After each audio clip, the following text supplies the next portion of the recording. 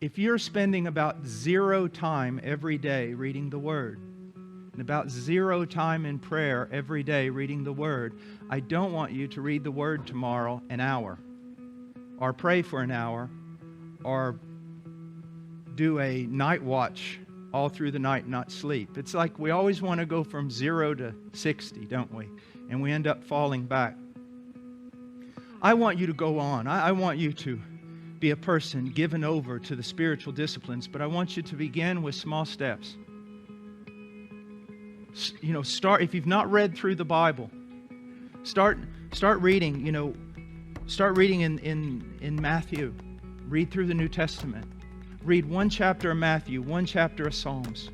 Work your way through the New Testament. Just sit down with a cup of coffee, enjoy yourself, whatever, cup of tea, whatever, and just sit there in the morning and read through it and feed on it. And if you don't understand everything, that's okay. I don't understand everything. But my problem is not what I don't understand. It's what I do understand and don't do.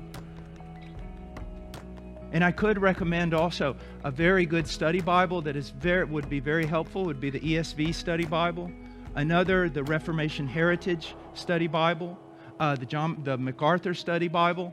Why a study Bible? Because I don't want to have to get up because I don't know where that certain city is or what it's even talking about and run over to a commentary somewhere and then come back. I just want to read. This isn't my study time necessarily. I'm just reading through the Scriptures to hear what God has said in the Scriptures, to enjoy God, to feed, to eat. And then pray.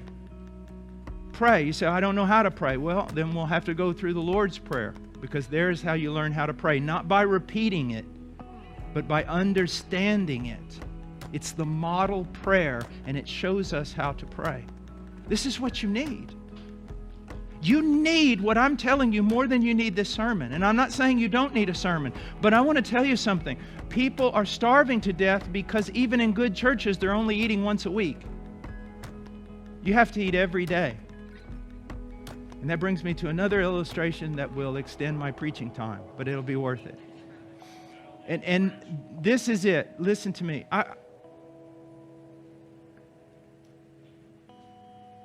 Sometimes you can look around and you see things that are physical realities and you wonder, why did God do it that way? And almost every time I've sat down and thought about it, there's a spiritual application. I mean, to everything. And if I don't see it, usually I'll come across it someday in reading the Puritans or something. But here's something. Let's say that tomorrow I'm going to leave for Europe and I'm going to just be preaching day and night for 4 weeks. Tomorrow. Okay? But I have to eat a very healthy diet now because of my heart and everything. And so here's what I've decided. I told Chado yesterday, are you going to the store? Yes. Well, I need this food. That's a lot of food you need. Well, I need it. So she buys it. So after I get done here preaching, I'm going to go home, and my plane leaves at 11 o'clock tomorrow morning. So I have almost 24 hours. I'm going to eat for 24 solid hours.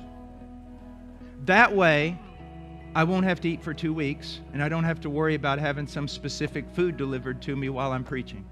Does that sound like a good idea? What's going to happen? What's going to happen? Well, first of all, I'm going to get really, really sick. I'm also never going to want to eat again. After eating for 24 hours, I'm never going to want to see a piece of broccoli again. And if I can't accomplish that, at least within 2 days, what's going to happen? I'm going to be hungry again, and I'm going to be weak again, right? Now, what do we learn from that? It's the same way. You come in here, and Brother Anthony or Brother Luke, Brother Tucker, they've preached. You think you've taken notes, you've fed, that's good.